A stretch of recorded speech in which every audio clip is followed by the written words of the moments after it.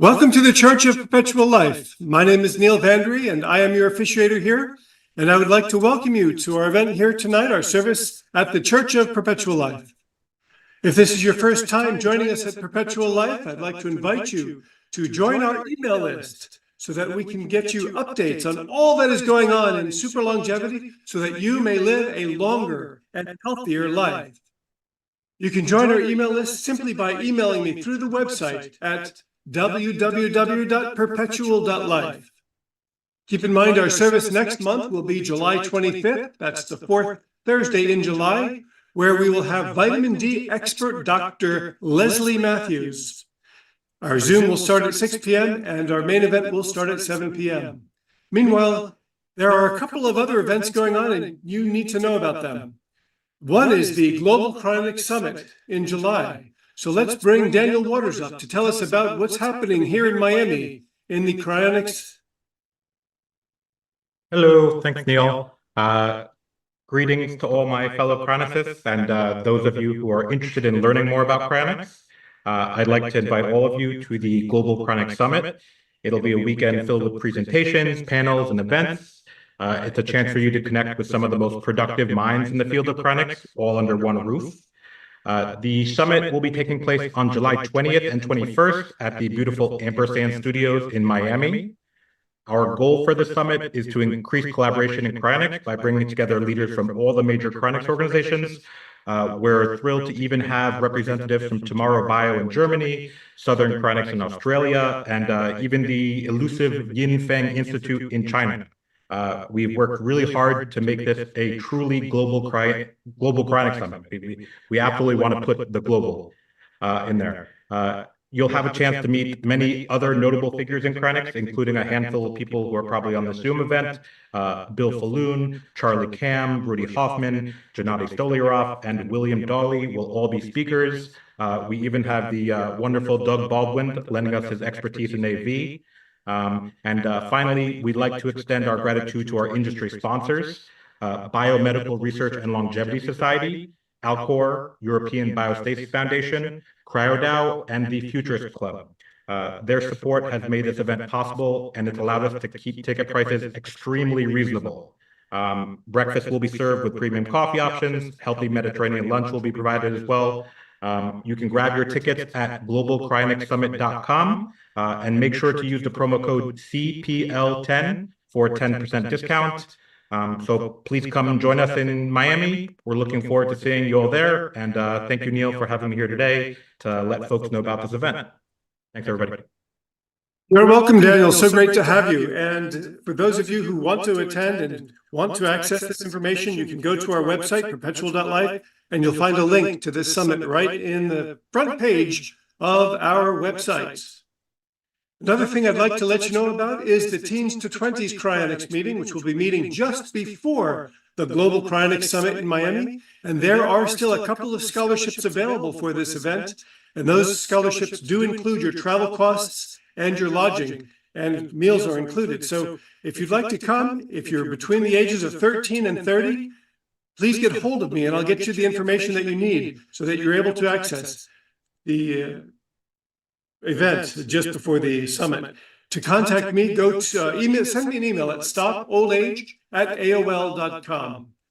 One more event I'd like to remind you about is the 9th annual RADFest, which is coming September 5 through 8 in Los Angeles. If you want information about the RADFest, just find them at RADFest. That's RAADFEST, radfest.com for all the details, and you can get tickets there as well.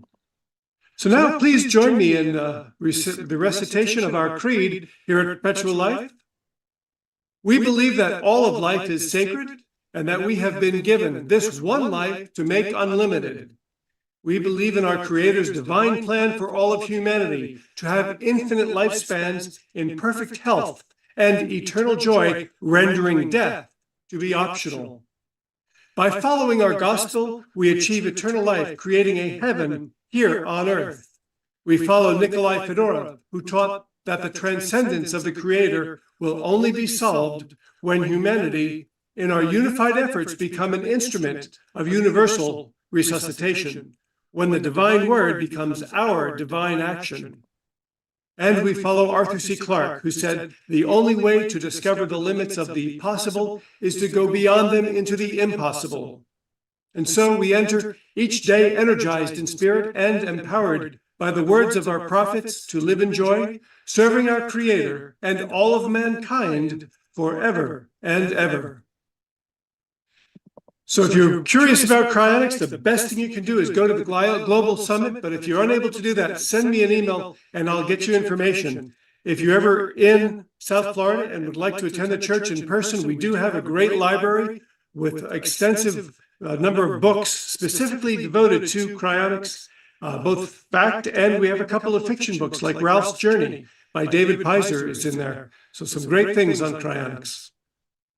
If you'd like to make a donation, you can go to our website, and there's a place at the top of the page at perpetual.life where you can make a donation. And your donations are greatly appreciated. They help us to improve and to continue on our services. Tonight we have a wonderful presentation for you, and please make note of your questions as there will be a Q&A questions and answers session after the presentation. Our speaker tonight is Gennady Stolyarov II. Gennady is speaking on Immortalist computer games, LEV the game, and Death is Wrong. Gennady Stolyarov II is the chairman of the U.S. Transhumanist Party and author of the Death is Wrong children's book. He will demonstrate the latest versions of 2 Immortalist computer games currently in development. LEV the game is a turn-based game where the aim is for one's character to overcome biological aging and reach longevity escape velocity through choices in the pursuit and advocacy of technological advancements that can achieve biological age reversal. Death is Wrong, a platformer-style real-time action game themed after the Death is Wrong children's book, where each level will focus on aspects of pursuing longevity and defeating death. Gennady Stolyarov has been the chairman of the U.S. Transhumanist Party since November of 2016, aiming to put science, health, and technology at the forefront of American politics. Mr. Stolyarov is an actuary, independent philosophical essayist, science fiction novelist, poet, amateur mathematician, composer, and the editor-in-chief of the Rational Argumentator, a magazine championing the principles of reason, rights, and progress. Mr. Stolyarov regularly produces YouTube videos discussing life extension, politics, philosophy, and related subjects, and hosts the U.S. Transhumanist Party virtual Enlightenment Salons, where he invites some of the greatest leading thinkers to engage in wide-ranging interdisciplinary conversations on these topics. He's also a member of the board of directors and the treasurer of the Longevity Escape Velocity Foundation, which seeks to proactively identify and address the most challenging obstacles on the path to the widespread availability of genuinely effective treatments to prevent and reverse human age-related disease. Let's welcome now and let's bring Mr. Gennady Stolyarov to our event. Hello, Gennady. Hello, Neil. It is a pleasure once again to speak at the Church of Perpetual Life. I greatly enjoyed the opportunity to present last year and also to visit the Church of Perpetual Life in person this February. Furthermore, I too am looking forward to the Global Cryonics Summit in July. I am excited to be one of the speakers and to connect with so many cryonicists from all over the world. I would like to give a brief overview of the first game that I'm going to be demonstrating for you today, which is LEV, the game. LEV stands for Longevity Escape Velocity. And this game, LEV, the game, is quite a long time in development because I was not actually the person who initiated LEV, the game. The original version of LEV, the game, was actually undertaken 10 years ago in 2014 by a team comprised of Anthony Lamot, Mathieu Hinderix, and Maxime DeVos. And they planned this game to be a mobile game about reaching longevity, escape velocity. The graphics you see here are some of the original advertising graphics for the game. So the idea was you would have this character, and you could customize your character as well to some extent. And then as time would pass, you could make choices for your character. You could get certain power-ups in terms of health or fitness, and various technologies would become unlocked with the passage of time. It was originally structured as a real-time game in the sense that the years would advance with the passage of time, and you could adjust the speed at which time passed, but you essentially would age as a character, and your goal was to make the right choices quickly enough to reverse your biological age and reach longevity, escape velocity. There was an alpha version of this game that was developed for Android phones and tablets, and I was actually one of the alpha testers. I played it. I reached longevity, escape velocity in the alpha game, and I wrote a review of it called LEV the Game, Play to Win Indefinite Life, and you can still find it on my online magazine, The Rational Argumentator. Unfortunately, this game did not advance beyond the alpha version because the Indiegogo crowdfunding campaign for it fell far short of its goal, and it only raised $489, which was 7% of a fairly modest goal of $6,428. I'm not sure what happened there, because the game received the endorsement of some notable individuals within the life extension community, including Dr. Aubrey de Grey himself. But this does show that our community is still fairly resource constrained, and certainly was even more so back in 2014. So in 2020, I and several other US Transhumanist Party officers were reminiscing upon this time and thinking, well, the game did not reach its goal then, but the money is available now to fund an endeavor of this caliber. So we decided to reach out to Anthony Lamot and ask him if we supplied this remaining funding, would he be willing to resume creation of the game and bring it to fruition? Unfortunately, what he told me was he had largely moved on from the development of this game and did not have the available time, but he was happy for us to take over this project. So the US Transhumanist Party obtained the rights to resurrect LEV the game. But there was another unfortunate obstacle, and that is the code for the original alpha version was lost. And Anthony also said that even if we tried to run the original code, because of all of the updates to the Android operating systems that occurred since that time, that code just wouldn't work. So we needed to go back to the drawing board, and I redesigned the game logic myself.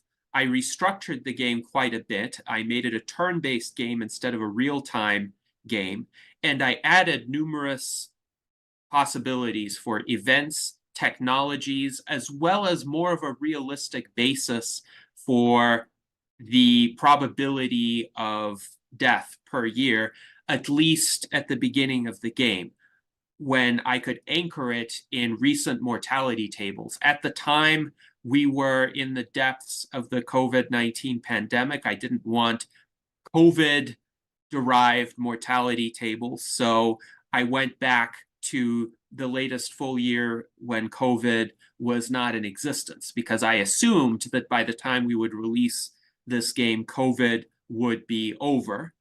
I was mistaken in that assumption. But nonetheless, I think the 2018 mortality tables are a decent proxy for what mortality by year, by age, by gender might be like in the aftermath of the COVID pandemic. So to implement this game, after I developed the game logic, since I'm not a programmer, I needed to find a programmer who would be capable enough to code the game as I had designed it, and also a member of our community, somebody who would understand the objectives of the game and the meaning of the events within the game. And actually, it was at the Teens and 20s Cryonics event at RADFest in 2023 that one of the attendees, Dorian Stern-Vukotic, got me into contact with his brother Juraj.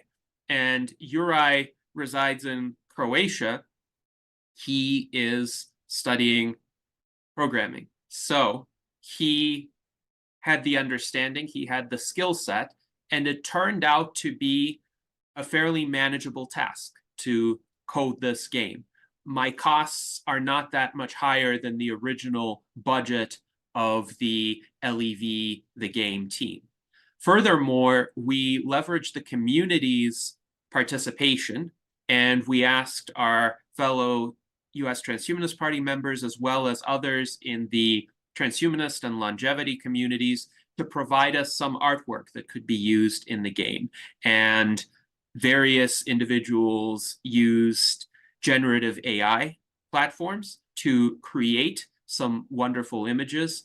We can see there are images for events, for instance, pertaining to autonomous vehicles arising, or the advancements in scientific research, or the character can choose an exercise regimen or a nutrition regimen as well. Furthermore, we added music to the game, and I am an amateur composer, so many of my musical compositions were featured there. Some of these pieces were remastered by our friend and US Transhumanist Party Legislative Director Jason Geringer to obtain a more futuristic feel to the music. Now, the version that I'm going to show you has a new interface that I'm going to demonstrate for the first time, but this is not the final version of the game. It's a completely playable version of the game, but there are further game features that we want to include in there. For instance, for every year that passes, we would like to show the player which famous historical figure or famous animal in history one's character has outlived. Furthermore, we're finding that a lot of the game events occur fairly proximately to the start of the game. So we want to include more futuristic events later on in the game, including world events that would affect the character's motivation and energy levels to make the game a bit more interesting and a bit more variable in its outcomes. You'll see that advocacy plays a major role in the game, and we are planning to implement tiers of advocacy that involve varying levels of energy expenditure and varying effectiveness as well, to show what more casual advocacy can do versus more dedicated advocacy. We want to include many more artworks, as well as the appearance of works of art within the game that could give energy to the character, essentially, and also make the future look more interesting. Improvements to the interface will continue to be considered. We want to give players the capability of modding the game as well and adding some events themselves. And potentially, though this would be further off into the future, we would want to introduce a multiplayer mode and compatibility with browser-based and mobile platforms. Currently, this is a PC game, and the reason why we designed it as a PC game is for versatility. You could just download the files and run it on any PC, and you don't have to worry about the game code becoming obsolete the way it would if it were designed for a specific version of Android or for the iPhone operating system. So now, with that introduction, I would like to share with you the actual game. So this is my composition entitled A Baroque Piece for the Future, and hopefully you can hear me speaking over this, but let's play the game. So you have the option here to enter your name, enter your age, your gender. You can select an agender person, a female, or a male, and also your goal age. So I think it's interesting to set a goal age of 200 because a lot of the game events will occur by that time in this version of the game. Now, this is going to be a bit of a participatory exercise. I'm going to ask anybody who wishes to propose an age, gender, and name of the character. And I'm also going to ask people to propose actions for the character. So please, whoever wants to suggest a name or a gender or an age, I will input those. We want Captain Nemo, age 37. Okay, Captain Nemo, age 37, and a gender. All right, this will be interesting. So Captain Nemo is 37 years old, and you can see here on the interface, his biological age and chronological age are both 37. We're now in 2024, and you can see here the log of events within the game. So here it says 2024, a new year begins. We have energy, and right now Captain Nemo has 10 energy saved. They get 10 additional energy units per year. And you see here Captain Nemo's probability of survival each year, as well as the complement of that, 1 minus that, which is the probability of death. So when you hover over this, you will see a breakdown of the probability. And you can see that each age has a base probability of death, which is derived from the 2018 CDC mortality tables. But that probability is modified by the events of the game. And it's also broken down into subcomponents. So you can see there's a certain percentage of probability of death from suicide or cancer or vehicle accidents or other risks. Now we've got the options that the character has. So you can see each of the options and their energy cost. You can do a fitness regimen, dedicate yourself to a strict fitness regimen, improving physical health for the rest of your life. You can choose improved nutrition, dedicate yourself to a strict healthy nutrition plan, improving physical health for the rest of your life. You can choose a productivity regimen where you dedicate yourself to a strict productivity regimen, improving mental health and productivity for the rest of your life. Risk aversion, where you dedicate yourself to avoiding risks, eliminating chance of death from falling, poisoning, homicide, alcohol, HIV/AIDS, drownings, and drug use for the rest of your life. You can do nothing and essentially accumulate energy, or you can engage in various types of advocacy. For instance, you can advocate for anti-aging technologies. You can advocate for automation research, for nanotechnology research. You can do anti-cancer advocacy. You can do advocacy for nuclear disarmament, for public health, for instance, preventing pandemics. You can do anti-war advocacy or advocacy for disaster prevention and mitigation technologies. And you could even build a fallout shelter if you want to reduce your risk of dying in a nuclear war, but fallout shelters are expensive. So we have 10 units of energy to start, and you can go a little bit over your energy accumulation, but that will have adverse consequences. There's actually stress in the game as well. But I would invite anybody to suggest what Captain Nemo is going to do this year. And to move things along, I'm going to take the first suggestion that I see anybody making. So Daniel Walters suggests a fitness regimen, and that's what we're going to select. So we've selected the fitness regimen, and you can see here, the log reflects that, and Captain Nemo also spent 5 energy working to earn a living. So you can see here his status, or their status, is full-time, and as a result, some energy needs to be used just for Captain Nemo's day job. That may change as well over time, but we're trying to somewhat realistically simulate this. So now we're in 2025, and look at what happened because of the fitness regimen. Captain Nemo is biologically 3 years younger than his chronological age.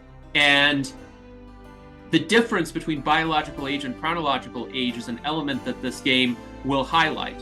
Also, we can see that the fitness regimen has affected favorably the probability of survival because the chance of other death here in the breakdown has been reduced by about a factor of 0.75. What shall we do next with Captain Nemo?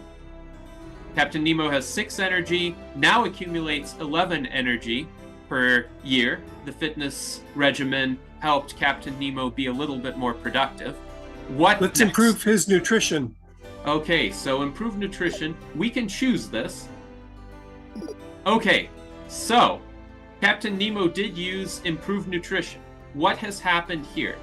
Once again, there's a little bit of biological age reversal. Captain Nemo's biological age is now 34.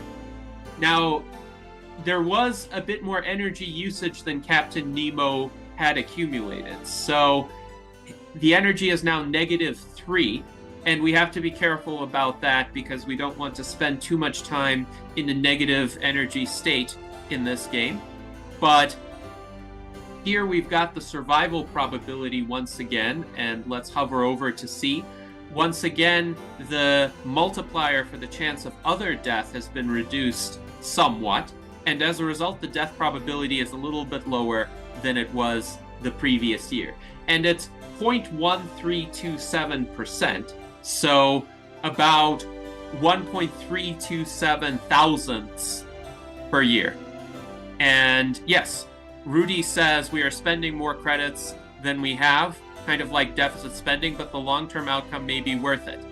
It may well be worth it, but we shall see what happens with our friend Captain Nemo. So what do we want to do this year?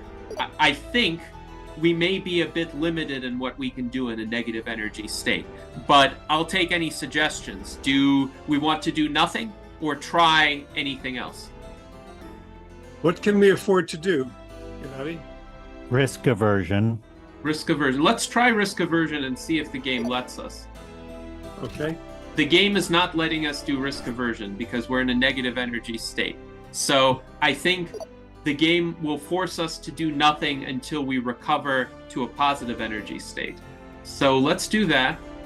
And now we have 3 energy. So we're in a positive energy state again. Do we want to do risk aversion now? Let's see if we can. Okay. So now we do have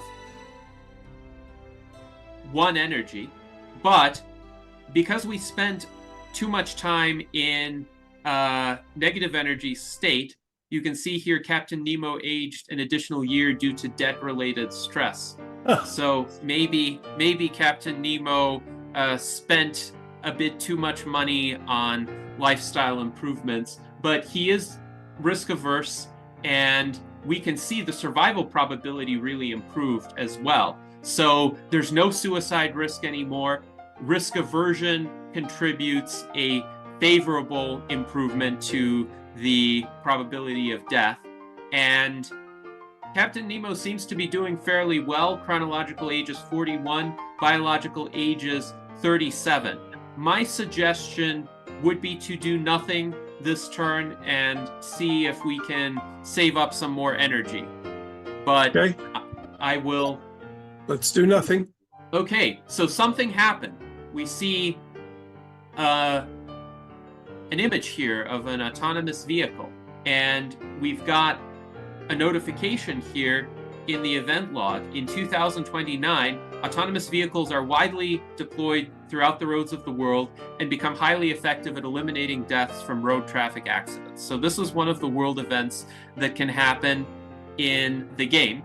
And you can see here, once again, the probability of death has been affected. Captain Nemo has aged an additional year, but now the autonomous vehicles are contributing a reduction to the probability of death. So this is good news.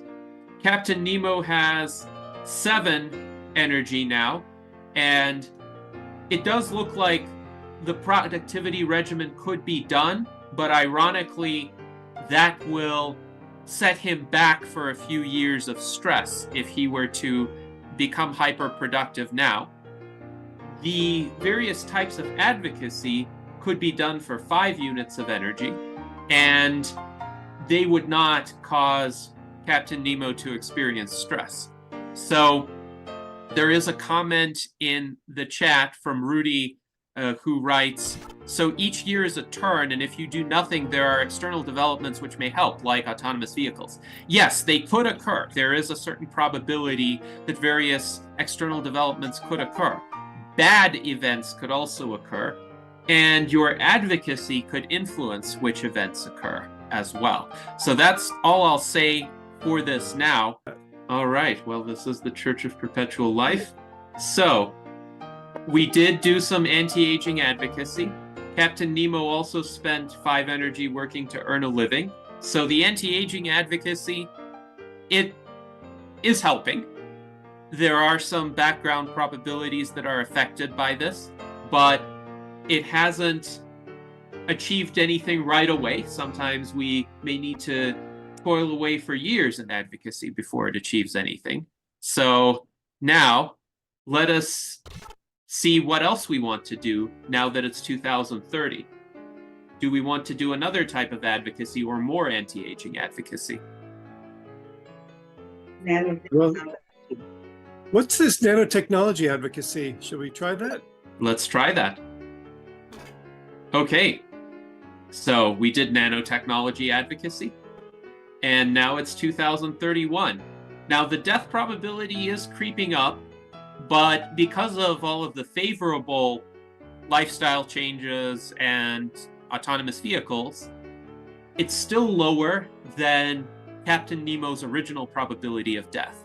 So actually, this is fairly plausible for a trajectory during the next few years, that we may not be reversing aging exactly right away, but we could lower our probability of death from accidents. We could engage in healthy living practices, and there could be some safety improvements in the world that would also lower our chances of dying. But now it's 2031. Any advocacy that anyone wants to engage in? Is there a cryonics advocacy? We don't have cryonics in the game yet, but that may be a multiplayer option. The reason why it would be a bit awkward in a single player option is because, well, let's say you cryopreserved yourself, and what does that do to the game? Just a bunch of time passes, and then you get resurrected or reanimated from cryopreservation. But it could be interesting if you have multiple players and one of them gets cryopreserved and the others keep playing, but that one might potentially return in the future. But Rudy suggested more nanotech advocacy. Oh, something happened. Look at this. Look at this major tornado here. So in 2032, this is actually a dust storm. The world experiences the most severe drought in recorded history, lasting nearly a year. The Great Drought affects major agricultural regions across the globe, leading to water scarcity, crop failures, and a sharp increase in food prices. Despite advances in drought-resistant crops and water-saving technologies, the suddenness and severity of the drought catch many by surprise, exacerbating its impact on society and the economy. So we have a drought, and you can see the death probability is much higher. It's closer to 1% now. And the reason for this is because the drought has contributed to it. You can see the natural catastrophe contributes 1%, but it's been reduced somewhat because of the risk aversion that Captain Nemo undertook earlier. So we do have disaster prevention advocacy here. Do we want to engage in that, or do we want to do something else? Some other type of advocacy, perhaps? I will take the first choice, so public health advocacy it is. Okay, so looks like we have clear skies, a pleasant beach scene, so something good happened here. So by 2033, a combination of seasonal rains and emergency water management strategies begin to alleviate the effects of the Great Drought. International aid, along with adoption of innovative agricultural techniques, helps restore food production levels and water supplies, and the additional probability of death subsides. So you can see the death probability is a lot lower now, 0.1166%. The drought is over. We are back to a fairly normal state of life in 2033, but Captain Nemo is aging. Captain Nemo has 11 energy, so what do we want to do? Anti-aging advocacy. Let's do that. All right. And now it's 2034. Nothing particular has happened in 2033. But Rudy says it is interesting to weigh these options. We actually are making, consciously or unconsciously, decisions to engage in various actions in real life. This game makes us do these in a virtual way with some or most of the variables that we can control. So thank you, Rudy. What do we do now in 2034? So we can do the productivity regimen. It might cause us some stress, but it would improve energy production. We can do anti-aging advocacy, automation advocacy, nanotechnology. Automation, says Elaine Walker. So we will do that. Okay. So, okay. Interesting events in 2035. Theoretical advances in nanotechnology improve the annual probability of nanorobots arising to 0.01 or 1%. Significant advances in artificial intelligence are placing artificial general intelligence within reach. The annual probability of highly functional AI assistants increases to 0.1 or 10%. And now AI assistants are actually available. So you can spend 20 energy to purchase AI assistants for your character. So Captain Nemo could obtain an AI assistant for 20 energy. Captain Nemo could undertake a productivity regimen for 20 energy, or do any of the other types of advocacy. So what would you like to do? Choices are beginning to open up. Yeah, why don't we do a productivity first? Okay. Then we can go, hopefully we'll have energy to do other things, right? Let's do that. Okay. All right. So now Captain Nemo has 13 energy production per year. Captain Nemo has 1 energy now. And Rudy Hoffman says, can we sleep for a year? Well, that means do nothing, so I'll take that as a selection. Okay. Okay, so Captain Nemo used nothing and now has 9 energy. 46 is Captain Nemo's biological age. The death probability is rising, 0.1678%. So despite all of the favorable modifiers, Captain Nemo's death probability has exceeded what it was originally when we started the game. So Rudy says this is what happens when you get COVID in real life. I feel like I could sleep for a year. I can sympathize, Rudy. So now, what do we want to do? Do we want to get an AI assistant? Do we want to do advocacy? Oh, and something else happened too.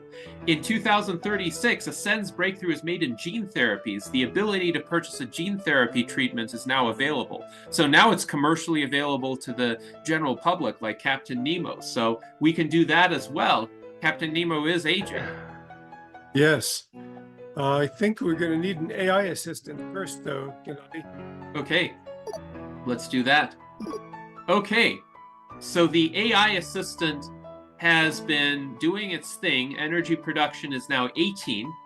Captain Nemo has 2 energy. And in 2038, a SENS breakthrough is made in senolytics. The ability to purchase a senolytics treatment is now available. So we can do gene therapies, senolytics, any of the types of advocacy. What would you like to do? And Rudy says gene therapy is being made available now if you have about $500,000 for it. Yes, if you are one of the individuals who can afford it, you can get gene therapies. Several gene therapies have been authorized by the FDA for rare and orphan diseases as well. David Croft recommends if you die in the game, you should get a soft landing through cryonics. Maybe it could be an option to sign up for it, but it would have an annual cost in energy. Good idea, David. We will take that into consideration. Where is the get rich option? He wonders. Well, that if you do nothing for a while, you can accumulate energy, and that will have some effects as well. You might not have to work for a living. But right now, what Captain Nemo can do would be gene therapies, senolytics, or any of the other types of advocacy that we have. What would you like to do? Let's do the gene therapy. Okay. What happens? So let's do gene therapies. And next year, we see here, there is a breakthrough. In 2039, a cure for cancer is finally discovered. All the previous years of anti-cancer advocacy have paid off. And also, a SENS breakthrough is made in allotopic expression of 13 proteins. The ability to purchase that treatment is now available as well. So what we have is the death probability has been reduced somewhat because of the cure for cancer. It's still a bit higher than it used to be because Captain Nemo's biological age is 48, but also the multiplier for the chance of other death has gone down because of the gene therapy treatment. So Captain Nemo's probability of death is less than it would have been otherwise. Energy is -5, so I don't think we can make an affirmative selection this turn. So we'll have to do nothing and see what happens. Now, Yes. Captain Nemo has aged an additional year due to debt-related stress. That's unfortunate. But now Captain Nemo has 8 energy, and we can do something else. We can do one of the other SENS treatments, senolytics or allotopic expression of 13 proteins, as well as any of the types of advocacy. So what would you like to do? Well, let's try an anti-aging advocacy again. Okay, let's do that. So now Captain Nemo's energy is 16, and we see that in 2041, a SENS breakthrough is made in immunotherapeutic clearance. The ability to purchase an immunotherapeutic clearance treatment is now available. So we have now 3 anti-aging treatments available, and the anti-aging advocacy had something to do with it. So Rudy wonders, is the gene therapy pretty safe by this point? Yes, essentially, by the time you're able to select any one of these treatments as a consumer, the game presumes that they are safe and there won't be any negative consequences. They will only favorably affect your probability of death. And this is 2041 now. So do we want to try one of the anti-aging treatments, or do we want to do more advocacy? I think we better try a treatment. We're getting old. Okay. So let's try an allotopic expression of 13 proteins. All right. Okay, so Hot dog. here is what happened. 2 SENS technologies have been applied and synergized together. Is this the first step toward longevity escape velocity? And look, the death probability has come down. It's 0.1321%. The chance of other death multiplier has come down. Captain Nemo's biological age has come down a little bit to 47. So we are starting to see results. David Croft writes, some games like this should have summaries after the play ends. You could have a summary line graph showing how the death probability changed as the years went by during play. That's a good idea, thank you. We do have this option called export log. At the end of the game or at any time, you could get a text file of all of these prompts that you see here in the timeline. So now it's 2042, we have 9 energy, 18 energy production. We still have 2 anti-aging treatments that are available, senolytics or immunotherapeutic clearance, and all the various types of advocacy. So what would you like? Why don't we do senolytics? Okay, senolytics it is. Okay, we've got 2 units of energy, and we're told 3 sense technologies have been applied and synergized together, granting additional benefits. Captain Nemo is even a little bit younger now, biologically 46, chronologically 56. So there's now a significant gap between the biological and chronological ages. The death probability is under 0.1% now. So we've got a much lower multiplier for the chances of other death. So what do we do next? It's 2043, we have a little bit of energy, could still do immunotherapeutic clearance, or could do any of the types of advocacy shown here. I think that immuno would be good. Let's try the immunotherapeutic clearance. Okay. So, -5. we do have -5 energy. Captain Nemo has aged a year due to debt-related stress, but the immunotherapeutic clearance did get applied. So we can see that the chance of other death multiplier has gone below 40%. So it's a trade-off in this particular case. We can't make a selection this year, so we'll do nothing. Yes. And this is 2045. This is Ray Kurzweil's year for the singularity. Now, this timeline may be a little bit slower. So what this does say is 2045 brings with it significant research advances in artificial general intelligence. Now the probability of an AI singularity each year is increased to 0.01. So interesting. And the AI singularity could also be affected by the character's choices. So we need to be mindful of this. But what would you like to do this year? We can still do any of the types of advocacy. We could even build a fallout shelter, though that would put us in negative energy territory for a long time. Yeah, I don't think we need a fallout shelter right now, but let's try, let's see. How about nanotechnology advocacy? Let's see what's going on with that. Okay, so we've done some nanotechnology advocacy. Now it's 2046. What shall we do next? Automation advocacy? Let's do that. Okay, so we've done automation advocacy. David Croft says save energy for fallout shelter. Well, I'll take that as a do nothing for this turn. Okay. So, oh, interesting. In 2048, nanorobots are developed for medical applications and made widely available to consumers. They can be purchased for 30 energy units. For anyone with nanorobots circulating in the bloodstream, all subsequent SENS technologies and rejuvenation therapies have an additional 10% reduction in probability of death and reduce biological age by another 5 years. So here is the option for nanorobots. Do we want to do that, or do we still want to get a fallout shelter? Let's do nanorobots, okay, David? Yeah. We can do the fallout shelter later. Yeah, let's All see right. what happens with nanorobots. All right, so with nanorobots, all of our future therapies are going to be more effective.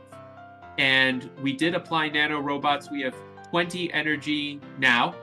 Survival probability is still coming down because Captain Nemo is biologically 54. We've done a little bit of age reversal, but we need to do more. We need to address all 7 strains of the SENS approach, and not all of the technologies have been discovered yet. So it's really the base probability of death from age that is creeping up here. We have 20 energy. We can save more for a fallout shelter, or we can do more advocacy. What would you like? Well, Fallout David shelter. wants a fallout shelter, so let's do nothing and save up Okay. for that. Let's do that.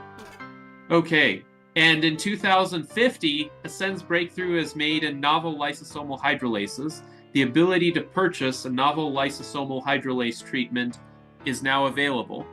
But David wants a fallout shelter. So I will take this as a choice to construct a fallout shelter. Okay, so we have a fallout shelter, and we have 6 energy now. In 2051, Ascend's breakthrough is made in stem cell therapies, and now we can purchase that treatment as well. So we've got 2 anti-aging therapies now available, stem cell therapies and novel lysosomal hydrolases. We have any of the advocacy types available as well. So what would you like to do? We kind of need to save up for the novel lysosomal or the stem cell therapies, don't we? Mm-hmm. We would, yes. So maybe, now, if we did anti-aging advocacy again, that could improve the probability of further advances. Yes, let's try. Let's do that. Okay, so we've got death probability 0.2577%. I think we would have enough energy to undertake one of the treatments without going into negative energy territory. But let's try it. Okay. What do you think? So stem cells or novel lysosomal hydrolase? Let's do stem cells. Okay. All right, so something interesting has happened. So first of all, we've got a pot of money here that's flowing down. So what happened? The world's governments agree on a fundamental human right to a universal basic income. All energy expenditure from working is reduced by 3. So finally, we can save up more energy per turn because Captain Nemo is still working. The UBI is not enough to supply all of Captain Nemo's needs, but Captain Nemo doesn't need to work as much. And furthermore, Ascend's breakthrough is made in small molecule interventions, and the small molecule intervention treatment will now be available to consumers. Look at how the death probability went down to 0.0738% because we now have 5 SENS technologies.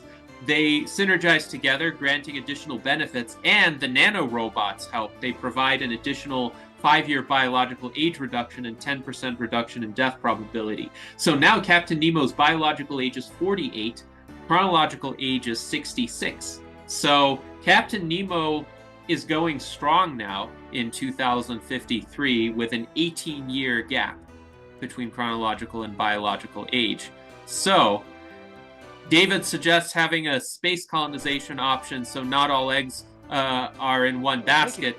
This will actually be implemented in the next version of the game.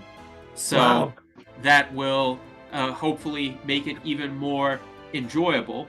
But we've got now a lot of options: small molecule interventions or novel lysosomal hydrolases or any of the types of advocacy. What would you like to do?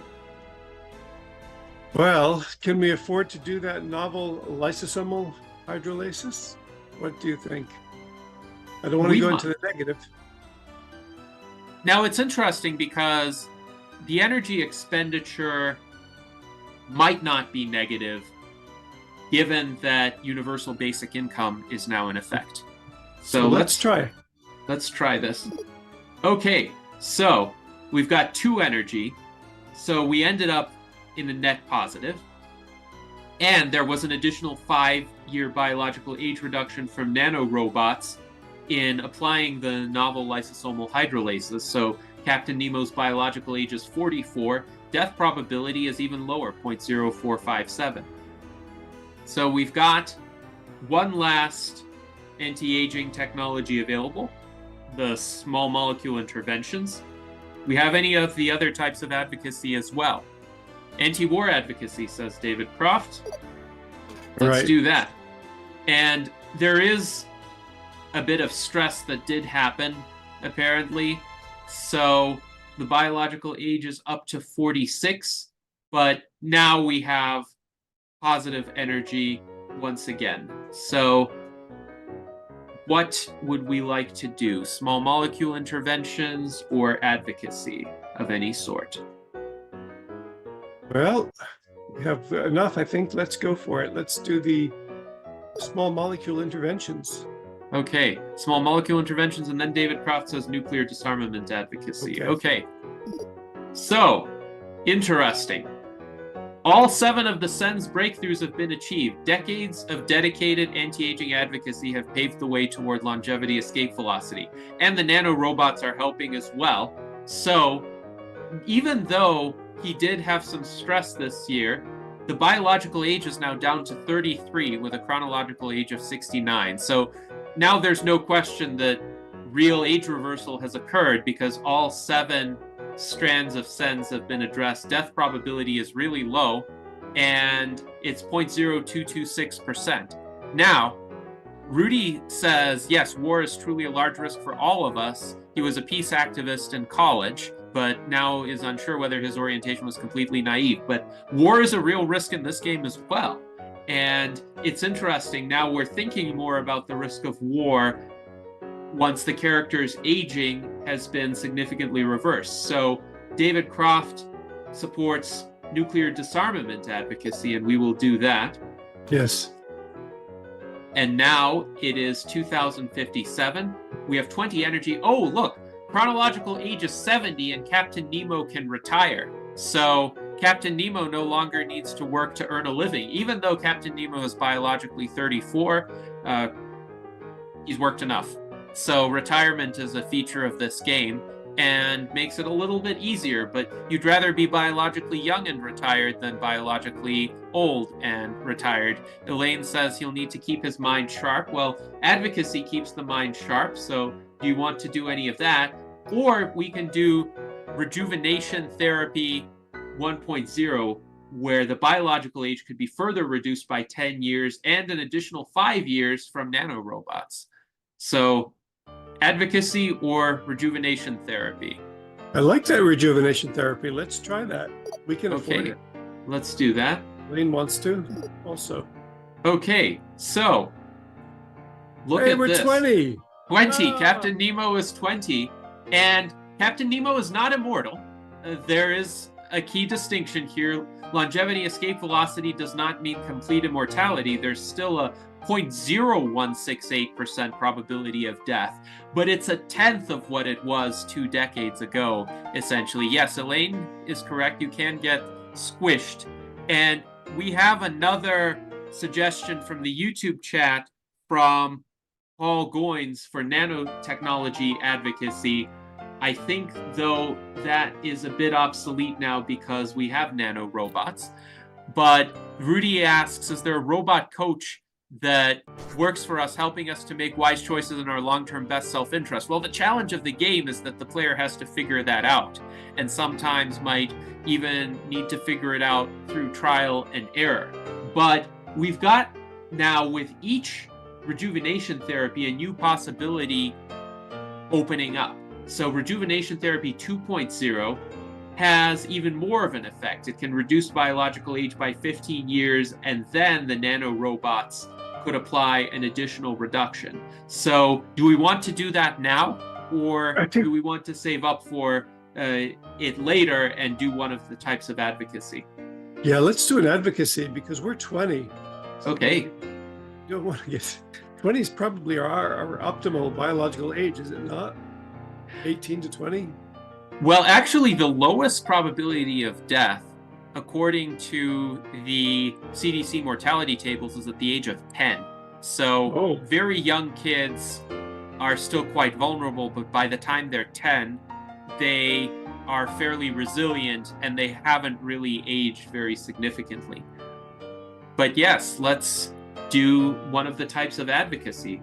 We still have anti-aging, nuclear disarmament, automation, public health, anti-war, or disaster prevention.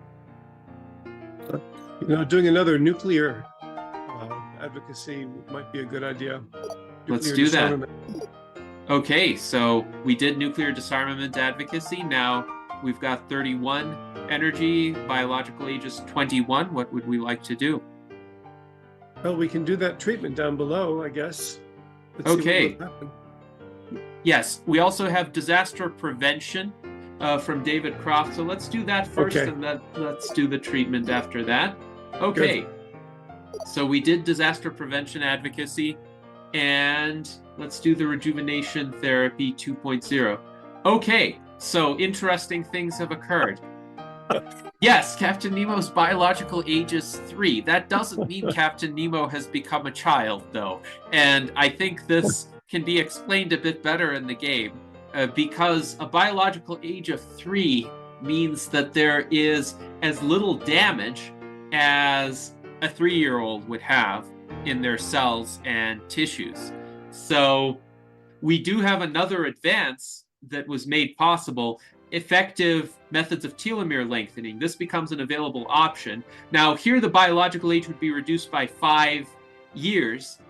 The only constraint is it is capped at 0, so you can't have a negative biological age. So we may want to wait to save that for a time when it's more effective. The rejuvenation therapy option is also available, the 3rd generation of rejuvenation therapies.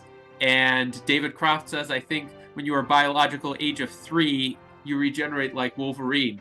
And the death probability is now extremely low, 0.0031% per year. Notice, by the way, how quickly the death probability came down after all 7 of the SENS technologies were discovered and applied. This is the idea of longevity escape velocity.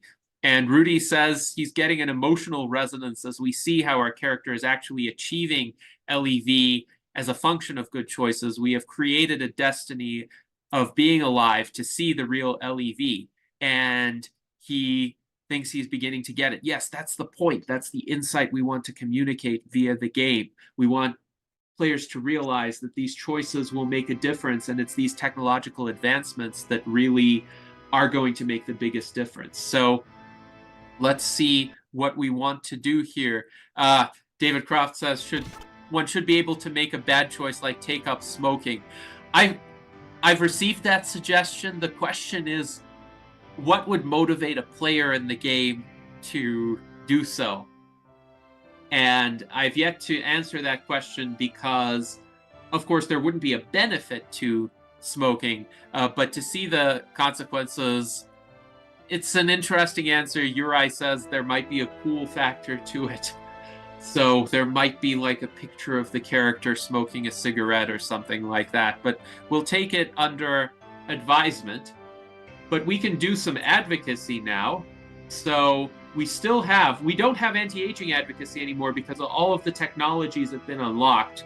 So we can still do telomere lengthening or rejuvenation therapy as an option for the character, but other bad events could still happen, or good events as well. So we could do any of the types of advocacy remaining: nuclear disarmament, automation, public health, anti-war, disaster prevention.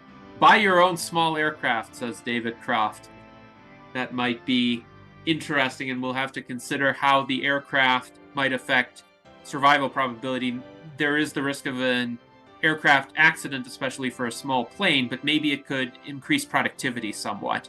So there could be some events with trade-offs, or some choices with trade-offs as well. Take up skydiving. Yeah, skydiving is quite a risky activity. Gennady, this is a great game. So I can see that at this point we have essentially achieved longevity escape velocity with all of the things that we're doing. Now, a person could play this game and not achieve that LEV. They could actually die in this game. Is that correct? That's correct. So you can die of any of a number of causes. If cancer hasn't been cured, for instance, you could die of cancer. You could die of a vehicle accident. You could die of suicide if you don't have risk aversion enabled or a productivity regimen. You could die in a war. You could die in a nuclear war. You could die from a natural disaster. You could die from aging. So this game has all those things built into it. Yes, absolutely. Wow. Absolutely. Wow. So let's see. Can we perhaps activate some of the other events in the game? Do we want to do some more advocacy? I think we should. Why don't we do some let's see, start with an experimental submarine company. Let's do a public health advocacy. Public health advocacy. Okay. Oh, we've got another disaster. Uh-oh. The second Carrington event in 2062 occurs and deprives much of the world of electricity. While some preparations for resiliency of infrastructure had been made, they were insufficient because much advanced technology still depends on a functioning electrical grid. Accordingly, the probability of death for this year increases by 0.01. And look here, the death probability for Captain Nemo is now 0.5413%, so it's much higher than it used to be, and it's because of this Carrington event that's happening, disrupting electrical grids, making it difficult to obtain basic sustenance. So bad things can still happen, and even though Captain Nemo's biological age is 4, there is still a high probability of death. So what do we want to do here? Do we want to do disaster prevention advocacy, perhaps? Definitely, yes, definitely. Let's do that. Okay, so blue skies again. So let's see. In 2063, the damage from the second Carrington event is largely repaired and the additional probability of death subsides. Rudy says, we're 74, well now 76. We feel the best we've ever felt in our lives, and we are very wise. We also have the compounding of our assets, meaning we have a net worth of 8.5 million. Well, it's interesting because the energy is accumulating too. The energy is now 58. Rudy says we need to spread our money into causes we care about for the benefit of all humanity. So let's see, we can do another type of advocacy until some event occurs. Do we want more disaster prevention, anti-war advocacy, public health, automation, or nuclear disarmament advocacy? Why don't we do another nuclear disarmament. advocacy. Let's do that. Okay. And let's see what happens for a while when we do this, so we can apply this multiple times. Oh, something else has happened. Look at this interesting cyborg here. In 2066, the AI singularity has finally been reached. Is this the start of the end, or is this the first step toward utopia? Energy generation increases by 200%. Look at the energy production now, it's 36. Wow. Probability of future advances increases by 300%. Probability of pandemics is reduced by 0.05 per year, but probability of world wars increases by 0.1 per year. So it's a bit of a double-edged sword. We now have a higher risk of war. Notice there's no more option for public health advocacy. So the arrival of the AI singularity in this world has eliminated the risk of pandemics. We may want to consider the risk of large global wars. We have a great deal of energy. Can we do more than one item per year, or is it just limited to one? Right now we cannot. In the future, we will consider various tiers of advocacy that expend more energy but maybe have greater effect. Okay, well, David suggests that we do rejuvenation. Okay, so let's do rejuvenation and see what happens. Now, this is only going to reduce the biological age to 0, but it is now 0. So in terms of the effect of aging, it's as low as it can be. The probability of death is still not exactly 0%, it's 0.0033%, but it's pretty good. So Rudy asks, can I get my money back from Kurzweil because he was a few decades off? Well, that's quite funny. Probability of death from war seems quite low. Well, right now it is. There's no war ongoing. But do we want to do anti-war advocacy to try to reduce that probability of death? Sure, let's do that. Okay. Okay, so let's keep doing that because Captain Nemo is biologically very young. Oh, it looks like that anti-war advocacy might have come in handy, but wasn't sufficient because there's a war. In 2071, World War III has broken out.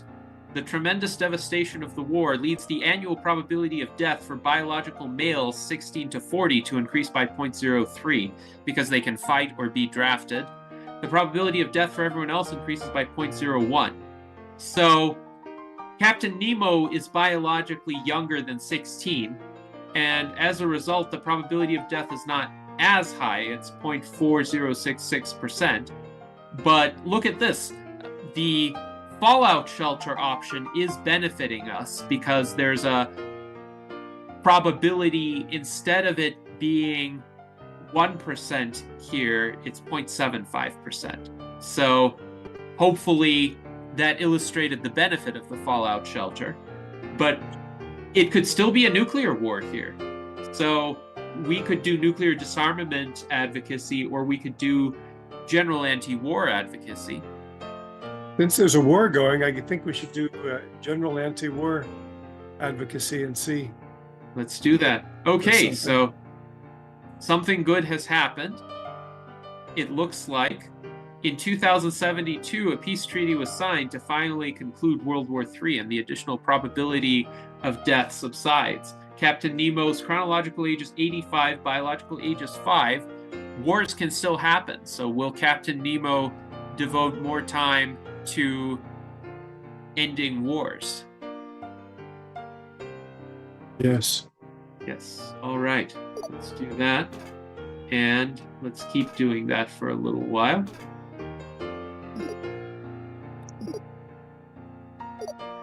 Well, we're 90 with a biological age Of 11. Now that we're Yeah. 90 with a biological age of 11, we've got another war going on. Oh no. Yes. World War IV has broken out. So this is what happens with the AI singularity. Technological progress is quick, energy production is high, but wars can happen.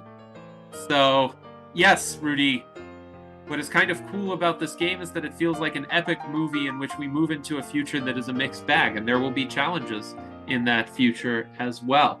So, shall we continue the anti-war advocacy now that there's a war happening? I think that's a good idea. Let's do that, Gennady. Okay. Okay, so the World War continues into 2079, but now in 2080 there was a peace treaty concluded, and the probability of additional death subsides.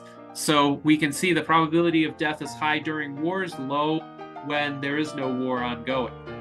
And we still have the 3 types of advocacy here: anti-war, disaster prevention, or nuclear disarmament. We could also do telomere lengthening or rejuvenation therapy 4.0. Rejuvenation therapy 4.0 will give us a biological age of 0 again. Telomere lengthening could give us a biological age of 3 right now. So Telomere lengthening sounds fun. Let's try it.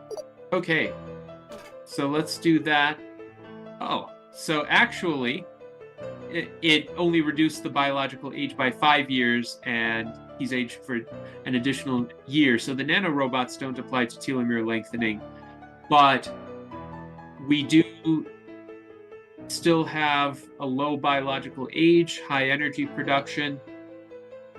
We could do the next rejuvenation therapy, or we could wait and do anti-war advocacy. Yeah, do you think we should do a nuclear arms disarmament? Let's do that. Okay. Okay, and we can keep doing that for a little while, Yes. just to see what happens. Okay, there's another World War. World War V has broken out. And the death probability, it's not as high as it used to be. So some of the other modifiers actually make the character a bit more likely to avoid danger, even in a war. So 0.383%, it's still uncomfortably high. But one thing to keep in mind is if the character goes over the age of 16, then we will have the higher probability of death from war. So we may want to keep Captain Nemo's age below 16. So Time we could for do a rejuvenation therapy. Let's do that. Yes. Okay, so biological age is 0, chronological age is 100. The war is still ongoing. We do have rejuvenation therapy 5.0 unlocked as an option. We can also do anti-war advocacy, nuclear disarmament advocacy, or disaster prevention advocacy. So, shall we do anti-war advocacy? Yes, let's do that. Okay, so we've got a peace treaty to conclude World War V, and we can continue the anti-war advocacy. Oh, something good happened. Look at What's this that? rusty What is that? nuclear missile. In 2089, a worldwide nuclear disarmament treaty is finally achieved. The advocacy of individuals such as Captain Nemo has convinced the leaders of all countries that eliminating remaining nuclear weapons stockpiles is an important safeguard for preventing devastation. As a result, all death probabilities from any future hypothetical world war will be reduced by half. So it's good, indeed, David, that nuclear missiles are rusting abandoned in a field, at least in this world it is. And David writes, so death probability is separate from the probability of war. The death probability changes when the war happens. Yes, so there is an independent probability of wars arising in the first place. And if a war arises, then it increases the probability of death. And Rudy writes, this is designed to have us think about what we can and cannot do. Again, is it naive to think our individual advocacy for any public good could be effective? Well, we really have no option but to try. And we do have two types of advocacy still available, anti-war and disaster prevention. So what do you favor, anti-war or disaster prevention? We've had so many wars recently. Anti-war probably is a good idea, but Gennady, this is a really great game. And tell us again how someone can play this game. Yes, so we can give you the link to download the latest version if you would like it. And it will be made available for free to the entire world once it is finalized. So we're going to be adding more features. David wonders, do you keep playing until you die? Either until you die or until you reach your goal age. In this case, it's 200, but you can even play beyond reaching your goal age if you so choose. You can export a log of the gameplay as well to see what happens. So I'm going to speed things up a little bit by doing a lot of disaster prevention advocacy for a while and try to show you what happened. Oh, this is a nice event. Here's this nice force field around this character. So personal force fields have been developed and can be automatically triggered in the event of a natural catastrophe, protecting the individual from any damage from external elements, and thus rendering the probability of death from a natural disaster effectively zero. So the death probability is very low now. Captain Nemo's biological age is 11. It's 100 years lower than the chronological age of 111. We can keep doing anti-war advocacy, for instance. We better get that shield. Yes, we've got the shield. Okay. So now with anti-war advocacy, we can keep going or we can do a rejuvenation therapy. So the next rejuvenation therapy can take us back to a biological age of 0, probably a good idea. The death probability is low, but it became even lower. And look at this. Now that we did the 5th rejuvenation therapy, there's a message saying, congratulations on reaching longevity escape velocity. You can now repeat the optimized rejuvenation therapy as many times as your resources allow it. So this is the final unlimited rejuvenation therapy that you can keep going back to. Your biological age is reduced by 10 and by an additional 5 years with nanorobots. So you can get a 15-year biological age reversal on demand here. And we did have a world war happening, World War VI, that concluded in a single year. And we can keep doing anti-war advocacy as well. But as you can see, it's easier to focus on global problems when the risk of death from aging is low. We do have another world war, so even with the AI singularity, we have some problems. Rudy asks, did we cover the AI goes really bad issue back there somewhere? Well, world wars are really bad, and this is intended to simulate this possibility. Now, there are many years in this post-AI singularity world where no bad events happen, and the character is just living life, having a low probability of death, and we can do rejuvenation periodically, get the biological age back to a very low state, and continue to do anti-war advocacy. Tonya asks, will you be developing the game in a 3D world with avatar and skin? She can see this game being used for education. And indeed, we can consider improved graphics for this game to illustrate the concepts a bit more clearly. So we have World War VIII breaking out, and I think it's a good time to rejuvenate our character to get them below the 16 age threshold. And World War VIII has concluded, so the character is 179 and has lived through now 6 world wars. But the character is biologically young and has a lower probability of death than before. So we are steadily approaching the goal age here, and I want to show you what happens when we get there. Yes, Rudy, does humanity ever learn? Well, it's all of this resistance to AI that has led to the Art-elect war scenario that Hugo de Garis posited, the conflict between the Terrans and the Cosmos. But look, the biological age is 10, the chronological age is 200. Let's see what happens when we get to the next year. Okay, you survived, finally reaching your goal age. So there's a victory message, and the melody that plays is my composition, Man's Struggle Against Death. So what one can do is export a log of the gameplay.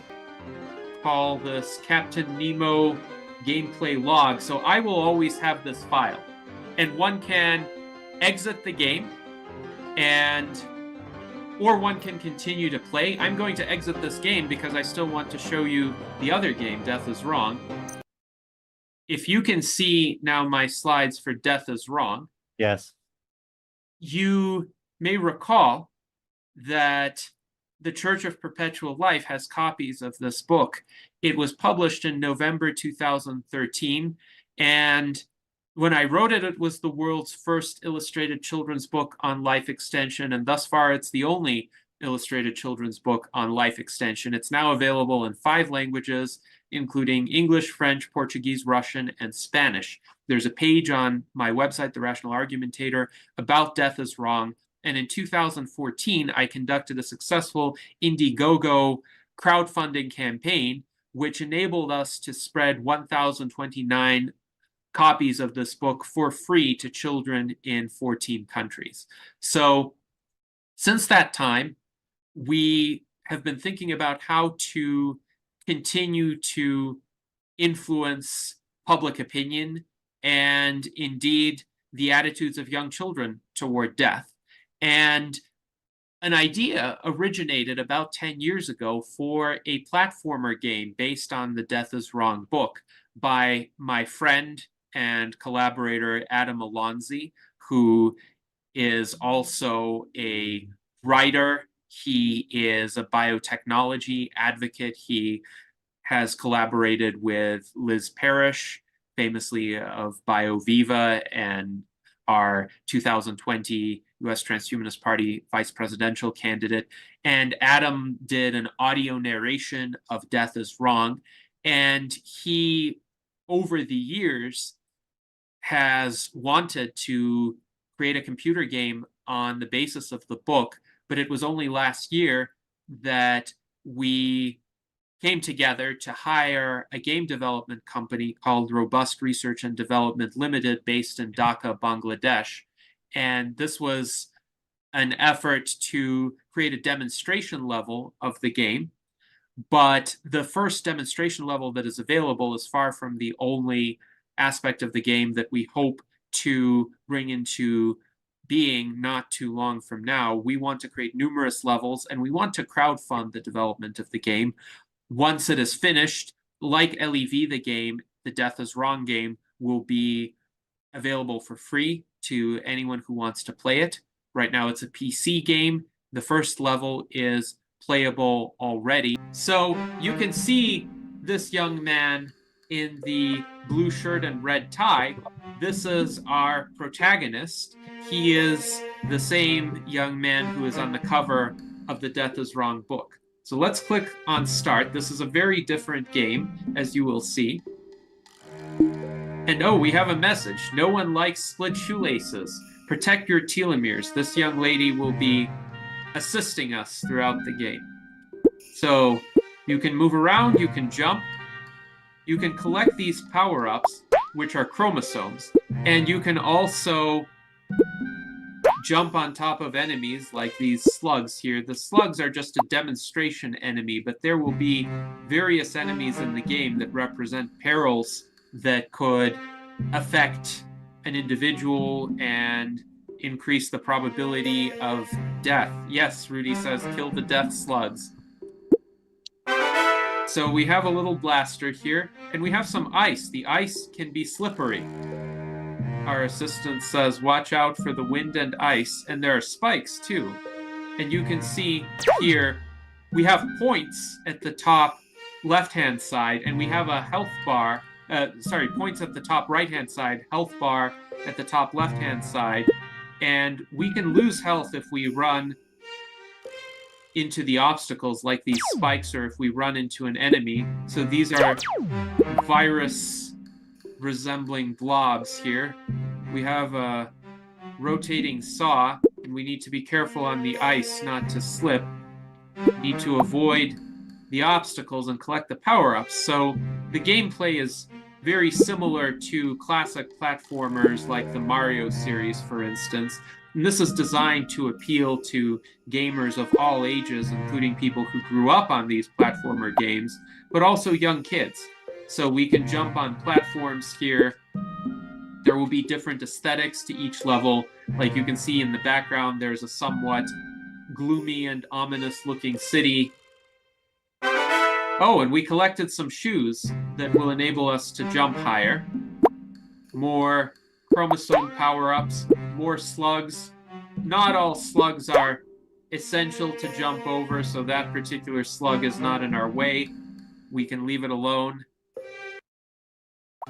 And now we are told, save yourself. So this is the final battle of this level. And we have... Oh, we got hit by one of the flying demons here. But look, there's an older version of our character here with gray hair. So the message to save ourselves was to save ourselves from aging. And you can see at the end of each level, there's a boss battle. And we have to protect our older self from these monsters. And the monsters will be different. For each level, they'll have different abilities. They will get harder with each level.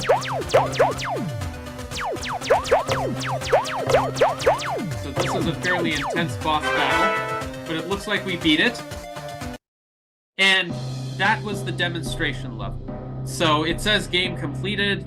For now, obviously, there will be a lot more to this game once it is finalized, but we hope to make additional levels and release them. I am ready to pay for a second level now, but we would like to crowdfund the rest of the game to the extent that we get support from the community. And now I am also going to share what we are thinking of in terms of additional assets for the game. So for subsequent levels, we will have different backgrounds. And these are just some concepts for backgrounds. So some of them could be cityscapes. Some of them could be representations of certain kinds of perils. There could be a level about famine. There could be a level about war. There could be a jungle level. This background on the bottom right-hand corner is a kind of, let's say, decrepit garden. So this could be a level about decay and ruin.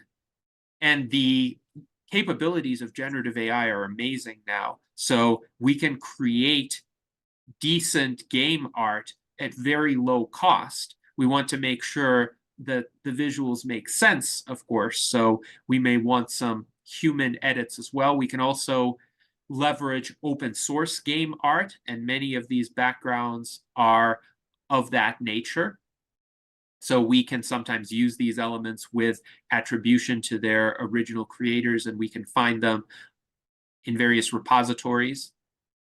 We have, for instance, this background by an excellent artist, Joachim Olofsson, of a futuristic city that we could use for one of the levels that could be themed along the lines of pursuit of advancements in technology. We have some backgrounds that are only partially completed, and we would welcome anybody's contribution to finishing those backgrounds. So the one on the top right-hand corner is a partial scene from the botanical gardens in the city of Minsk in Belarus, where I was born, and there is a component of the Death is Wrong book that describes my experience there at the age of 5, when I realized how beautiful the scenery is, how beautiful the world and the experience of life are, and how this would all just be gone if one were to die. And I was determined to prevent that from happening.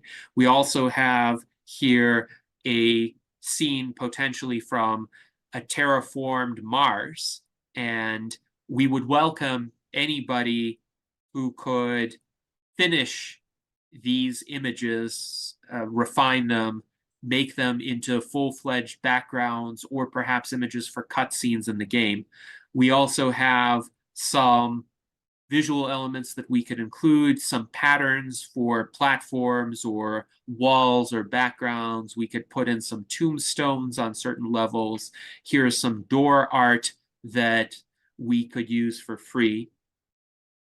And there are also possible enemies. Hopefully you can see some of these sprites move. You can see the blob that shoots portions of itself and slides forward. You could see the crouching, punching skeleton.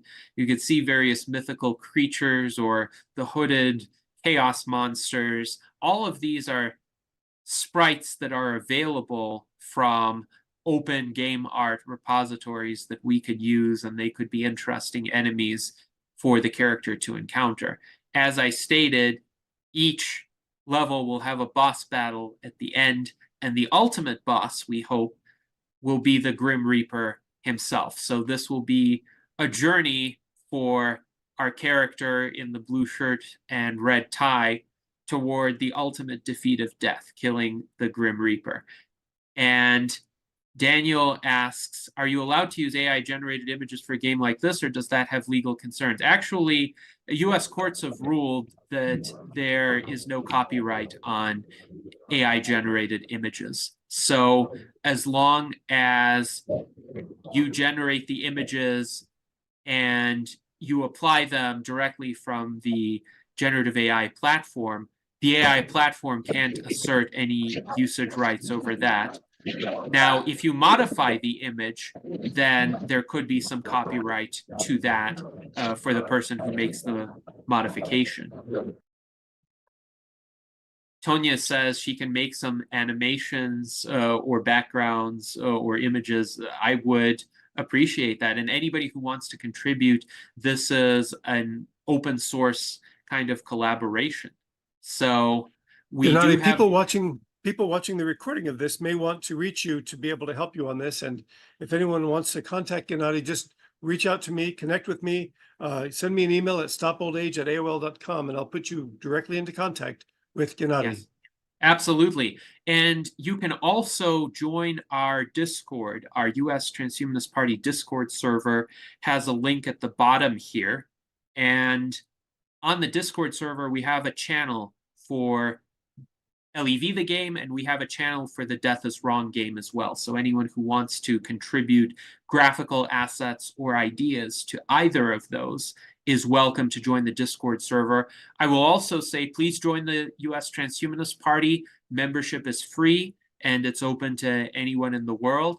And please join the Transhuman Club, which is our non-political affiliate. We have a website called transhuman.club, where You can view a lot of art, animations. You could view video recordings of our virtual Enlightenment salons, which we host every Sunday at 4 p.m. Eastern Time, 1 p.m. Pacific Time.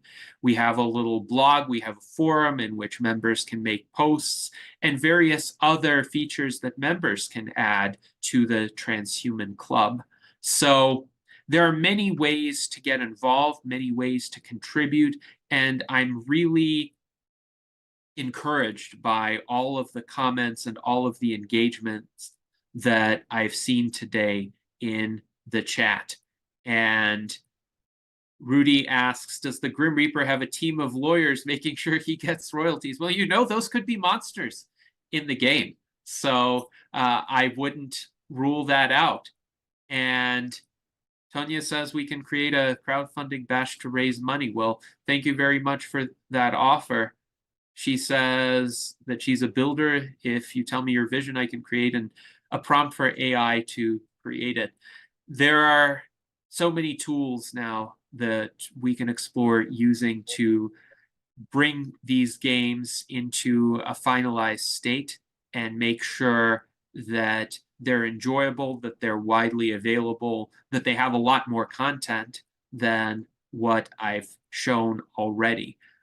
Thank you very much for this wonderful presentation. We did do a lot of questions and answers and interaction throughout the presentation, but let's go ahead and see if we have any questions. So a comment from Rudy: pop culture and meme engineering is super important for our movements, and I applaud these initiatives.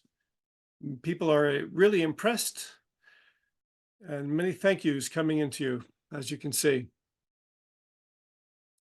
Excellent. So I would like to reiterate, if anyone wants to help Gennady with either of these projects or any of the work that he's doing, please contact me. I'll put you into contact with Gennady so you'll be able to communicate with him directly.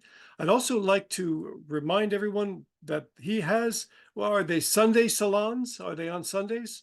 Tell us again about your salons. Yes, so the virtual Enlightenment salons are hosted by the U.S. Transhumanist Party on my YouTube channel. That is youtube.com/G Stolyarov II.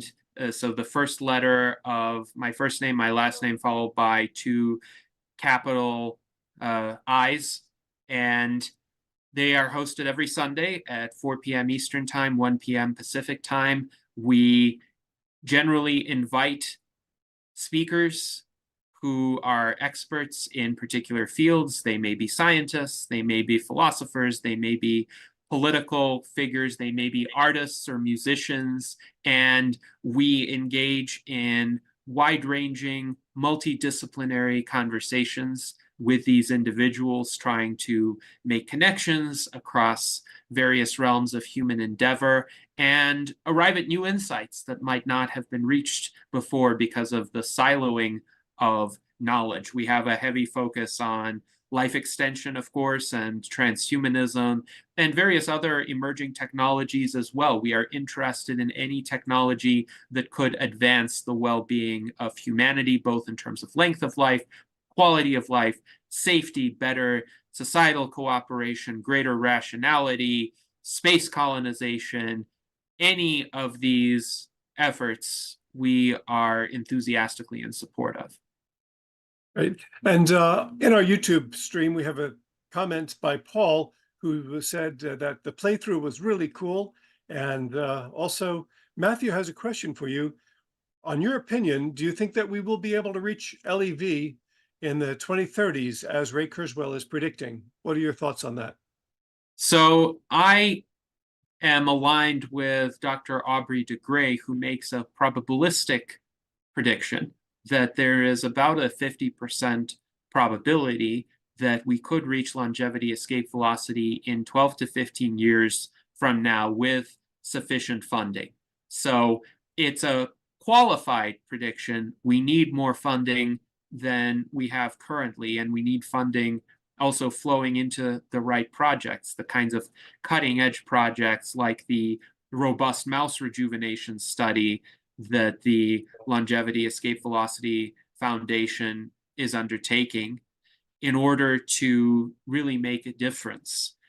But with that kind of funding, I think it's quite realistic that by the mid to late 2030s, we will have the kind of LEV scenario that in the timeline of our playthrough was actually reached much later. But imagine all of us benefiting from that rapid age reversal in a decade and a half, perhaps even sooner. That can happen with enough dedicated advocacy that could then perhaps persuade some major players, be they private individuals or organizations, to contribute the kinds of money that are needed to make these advancements happen on that time frame.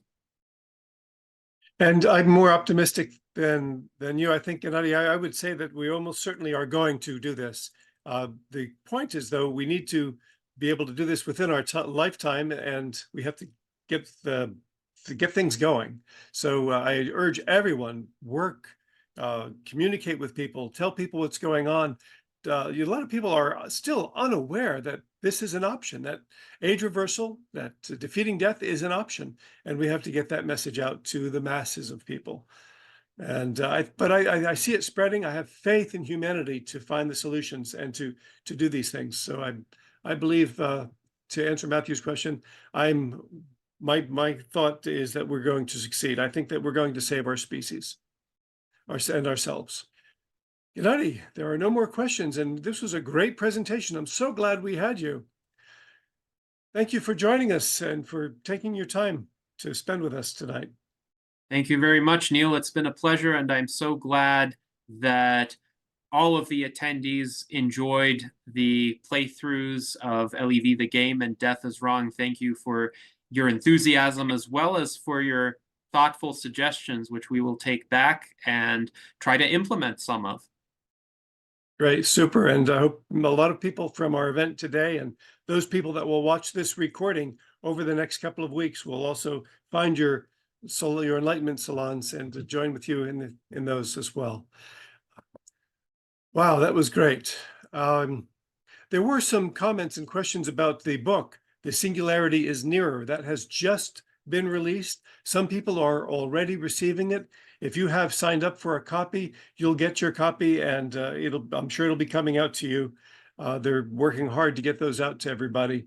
And we will have copies of Death is Wrong at the church library, as well as the new copies of the Singularity is Nearer. We have copies of the Affordable Immortal and so many things at the library. So if you can come in person to the church in South Florida, I urge you to do that. Our event tonight has been recorded, and this is available after we close. You can find it in our YouTube channel, and there is a link at the top of our website at perpetual.life for the YouTube channel for that.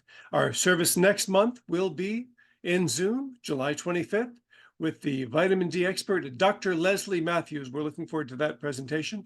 And for the next few months, we are in Zoom only. So join us here. And I'd like to thank you for attending this month. Please share this recording with all of the people that you care about, all of the people that you love, so that their lives can be extended, so that their health can be expanded upon. And we'll see you again next month at the Church of Perpetual Life. Thank you for coming.